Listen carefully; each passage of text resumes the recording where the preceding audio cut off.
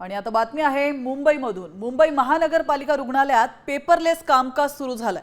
छोटा सायन अशी ओळख असलेल्या धारावीतील रुग्णालयामध्ये एबीडीएम एकत्रित डिजिटल व्यवस्थापन प्रणालीचं उद्घाटन करण्यात आलंय, ज्यामुळे आता केवळ 2.5 मिनिटांमध्ये रुग्णांची प्राथमिक तपासणी होऊन त्याचा डिजिटल डेटा डॉक्टरकडे जाईल।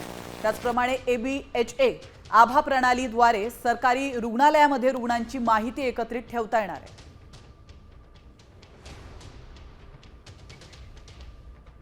आपलं हेल्थ किऑस्क मशीन आहे। इथे आपण 6 पॅरामीटर्स पेशंटचे घेतो आहोत। हाईट घेणार आहोत, वेट घेणार आहोत, त्याचं पल्स घेणार आहोत, सॅच्युरेशन घेणार आहोत, बीपी घेणार आहोत। अगदी 2.5 मिनिटांमध्ये आपण पेशंटचे सगळे चेकअप करतो आहोत आणि हेच चेकअप लिस्ट घेऊन तो पेशंट डॉक्टरकडे जातोय।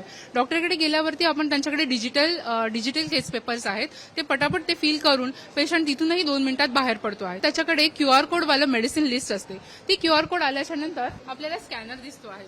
हा स्कॅन केल्यानंतर पेशंटचे मेडिसिन्स असतात ते बाहेर पडणार आहेत आणि पेशंट तिथून घेऊ शकतो आहे मेडिसिन। देशाचे पंतप्रधान नरेंद्र मोदी साहेबांचं स्वप्न होतं की डिजिटल आयुष्यमान हे आपल्या देशभर व्हावं। ही जर सगळीकडे व्यवस्था झाली तर मला वाटतं प्रत्येकाचं हेल्थ कार्ड निघेल।